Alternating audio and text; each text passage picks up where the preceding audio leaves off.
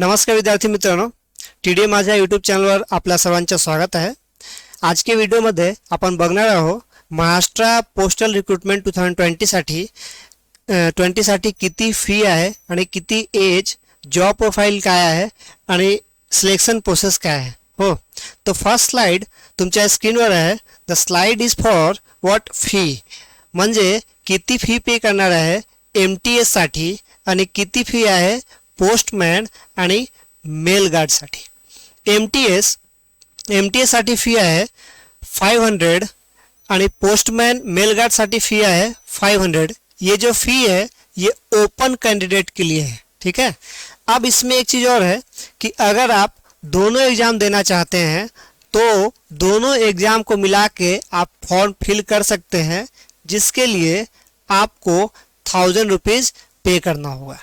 और जो कास्ट में आते हैं ओपन के अलावा SC ST और जो लड़कियां हैं उनके लिए जो फ़ी है वो है आपका 100 रुपया। और ये जो फ़ी है ये आपका फ़ी है ओपन के लिए, EWS के लिए, EBS के लिए और जो लोग हैं OBC वगैरह उनके लिए, ठीक है। तो ये हो गया फ़ी का। देन आइए एज, ठीक है। मिटा देता हूँ इसको, आपको स्लाइड में भी दिख रहा होगा। तो कोई प्रॉब्लम हो तो आप कमेंट में बता सकते हैं। इसको लेके अगर आपको, जैसे मी गेल्या 7 वर्षापासून स्पर्धा परीक्षाचे गणित आणि बुद्धिमत्ताचे लेक्चर घेतो, तो तुमच्यासाठी मी घेऊन येतो। अगर आपको ज़रूरत पड़ेगा तो आप बताइए, मैं लेक्चर लेके आऊँगा यूट्यूब पे। वो पूरा फ्री ऑफ कॉस्ट रहेगा। क्वेश्चन मराठी में रहेंगे पूरे, पुलिस भर्ती और ये इसके लिए पोस्ट के लिए। एक्सप्लेनेशन हिंदी मराठी मिक्स रहेगा, बट गारंटी है कि जो एक्सप्लेनेशन मैं आपको दूंगा वो एक्सप्लेनेशन आपको कहीं नहीं मिलेगा, किसी भी यूट्यूब चैनल पे और किसी भी बुक में। तो आपको रिक्वायरमेंट हो तो आप कमेंट में बताइए, मैं वैसा करके दूंगा। देन नेक्स्ट क्या है, नेक्स्ट है वह एज। MTS साठी एज है 18 ईयर्स टू 25 ईयर्स, ठीक है, ओपन कैटेगरी के लिए। और पोस्टमैन और मेल गार्ड के लिए जो एज है वो 18 टू 27 ईयर्स। अब एज रिलैक्सेशन सबके लिए अलग अलग होता है। SC के लिए अलग है, ST के लिए अलग है, फिजिकली चैलेंज जो PW होते हैं, PH फिजिकल हैंडीकैप, उनके लिए अलग होता है। एक सर्विसमैन के लिए अलग होता है। जनरली जो OBC होते हैं उनके लिए +3 साल होता है, SC वालों के लिए +5 साल होता है और ST वालों के लिए +7 साल होता है, ठीक है। तो ये आपका एज क्राइटेरिया हो गया। और आपका पोस्टमैन के लिए 18 टू 27 ईयर्स, अगेन 3 साल, 5 साल और 7 साल का प्लस रहता है। तो आपका ये एज हो गया, यानी फी हमने देख लिया, एज हो गया। जो लोग भी महाराष्ट्र के बच्चे हैं वो अपीयर कर सकते हैं, बाकी स्टेट के लिए नहीं है। तो एक सबसे बड़ी बात है और सबसे अच्छी बात है कि हमारे यहाँ पे हमारे बच्चे अपीयर करेंगे और कंपटीशन नहीं रहेगा, तो हमें ज़्यादा मौका मिलेगा और ज़्यादा से ज़्यादा हम स्कोर कर सकते हैं, ठीक है। नेक्स्ट आइए क्वालिफिकेशन। अब देखिए इसमें क्वालिफिकेशन जो है,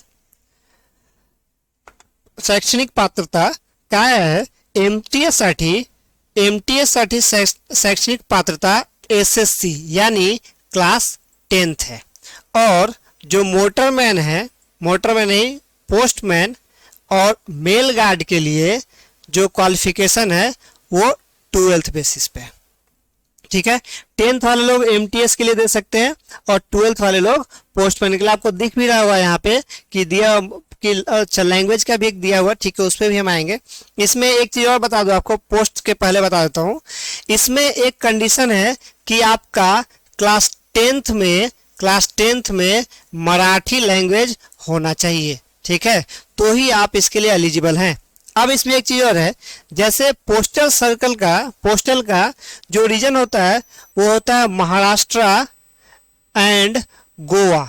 अब गोवा की जब बात आ जाएगी, जो गोवा के बच्चे भी हैं तो उनके लिए क्या है, उनको कोंकणी आना चाहिए, ठीक है, कोंकणी क्लास 10 में होना चाहिए, तो वो दे सकते हैं गोवा सर्कल के लिए, ठीक है। और जिनको मराठी आती है वो महाराष्ट्र सर्कल के लिए दे सकते हैं। तो कोई प्रॉब्लम वाली बात नहीं, गोवा महाराष्ट्र सेम सर्कल में है। जिनको कोंकणी आती है वो गोवा के लिए जाएंगे और जिनको मराठी आती हो महाराष्ट्र के लिए आएंगे। क्लियर बात। तो ये हो गया क्वालिफिकेशन, आपका 10 होना चाहिए, 10 में मराठी कंपलसरी है, बाकी आपका कोई भी रहे उससे कोई लेना देना नहीं है। 10 होना चाहिए 2018 का। ठीक है, मिटाओ इसको। चलिए अब आ जाइए पोस्ट। पोस्ट तो आपको ही डिस्कस कर ही दिया मैंने कि इसमें दो ही पोस्ट ही हैं, एक एमटीएस का पोस्ट है और एक आपका मेल गार्ड और पोस्टमैन का पोस्ट है। ठीक है, तो ये हो गया। अब आ जाइए इसके ऊपर, आ जाइए डॉक्यूमेंट के ऊपर। डॉक्यूमेंट जो मेन इसमें लगेगा, मेन डॉक्यूमेंट वो है क्लास 10th का। ठीक है, क्लास 10th ही आपका सबसे वैलिड डॉक्यूमेंट है इसके लिए। ठीक है, क्लास 10th का, जिसमें कि आपका एडमिट कार्ड जो होता है ना, हमारा एडमिट कार्ड, वो एडमिट कार्ड प्लस आपका जो मार्कशीट होता है, मार्कशीट, ये दो आपका वैलिड डॉक्यूमेंट होता है। इस एडमिट कार्ड से आपका एज पता चलता है कि आपकी एज क्या हो रही है, और मार्कशीट से आपका सब्जेक्ट पता चलता है। इसमें कोई परसेंटेज ऑफ मार्क्स का चक्कर नहीं है कि इतना परसेंट आपको क्लास 10 में होना चाहिए।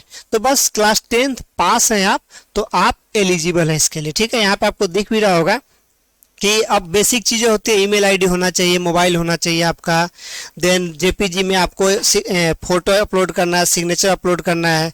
आप कोई कास्ट बेनिफिट लेना चाहते हैं या आप फिजिकली हैंडीकैप है तो वो 40% के ऊपर, अगर आप फिजिकली हैंडीकैप हैं तो आप एलिजिबल आप। हाँ, इसमें एक चीज़ और है, इसका जॉब प्रोफाइल में आपको बताऊंगा कि कितना हैंडीकैप आप रहेंगे, किस लेवल तक तो आप एलिजिबल हैं।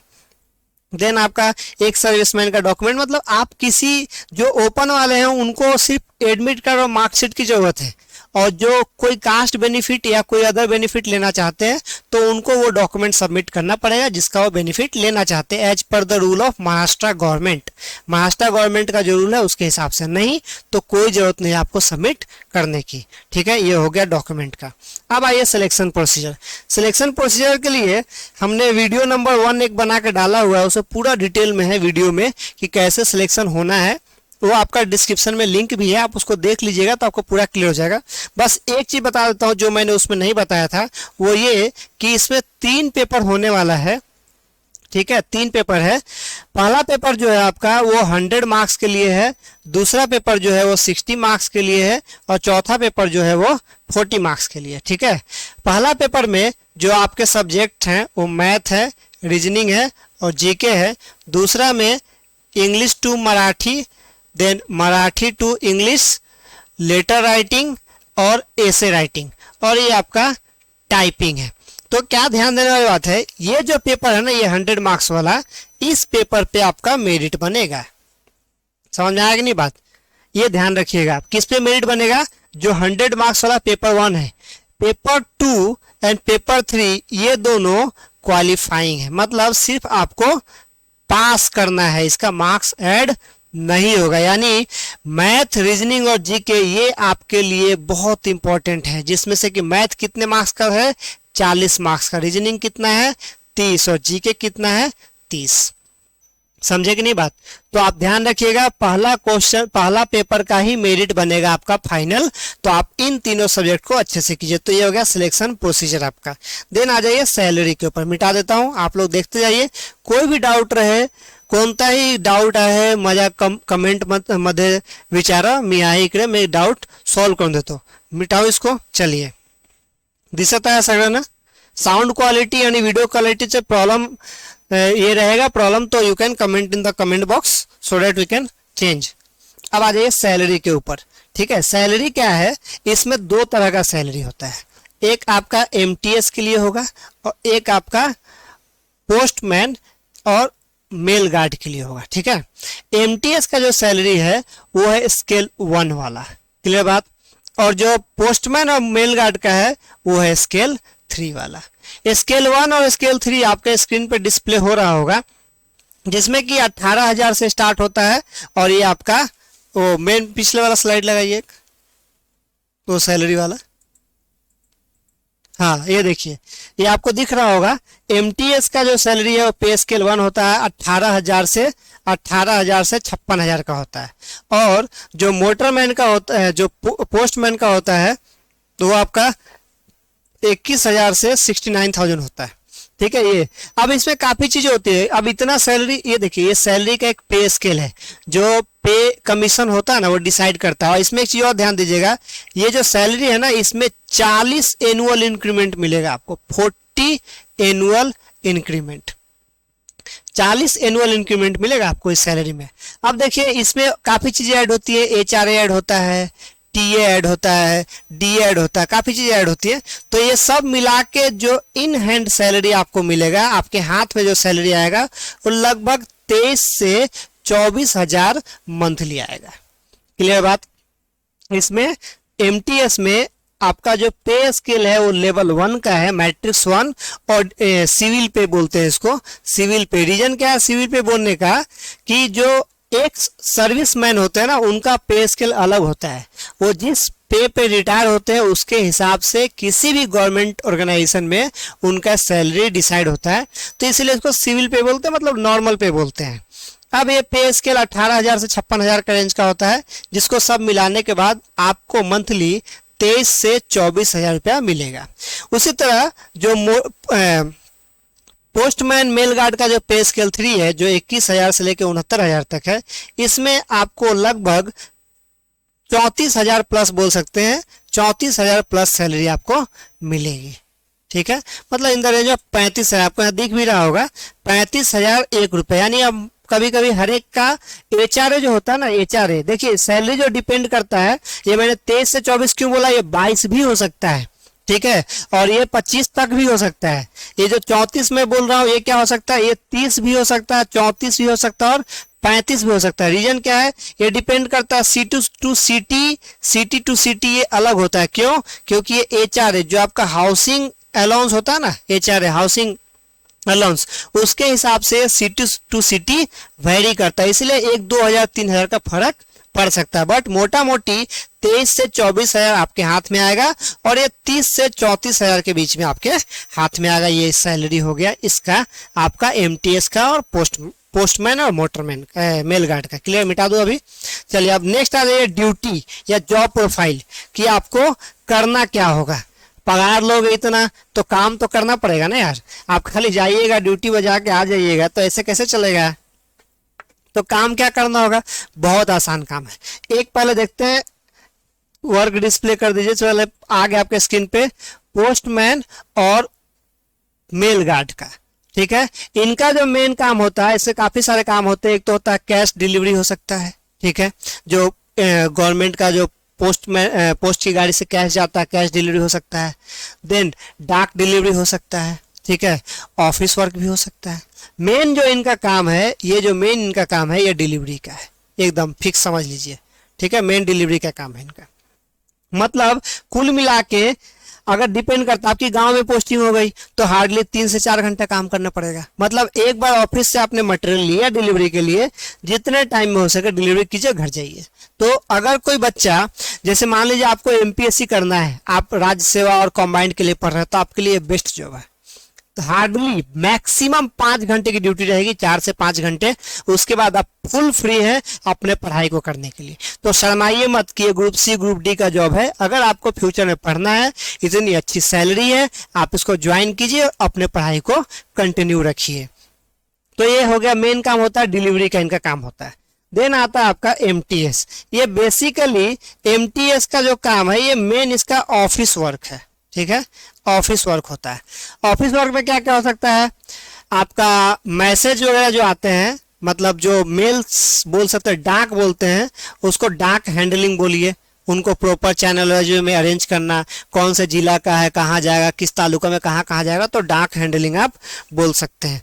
दूसरा क्या आता है, वेगिंग करना, मतलब वजन करना। कोई भी डाक आया तो उसका वजन करना रहेगा, कितना ग्राम हुआ, कितना रहेगा, और फिर उसके बाद डिस्पैच करना।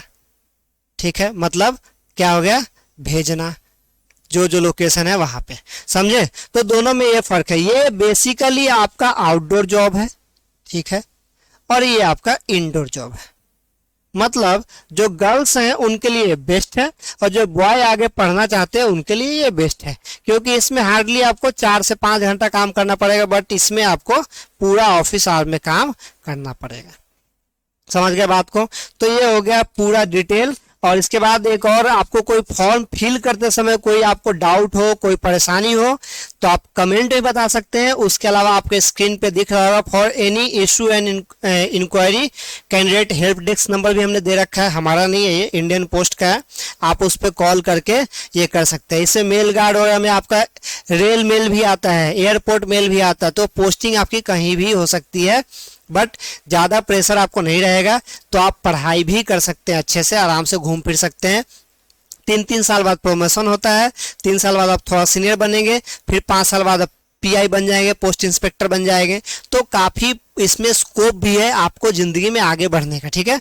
तो आज की वीडियो में इतना ही। अगले वीडियो में हम लोग देखेंगे सब्जेक्ट वाइज कि किस, अच्छा इधर आना होगा, सब्जेक्ट वाइज देखेंगे कि कौन से सब्जेक्ट में मैथ्स में क्या क्या पढ़ना है टॉपिक वाइज, ताकि 2 से 3 मंथ में अच्छे से प्रिपेयर कर सके। तो आज के लिए इस वीडियो में इतना ही।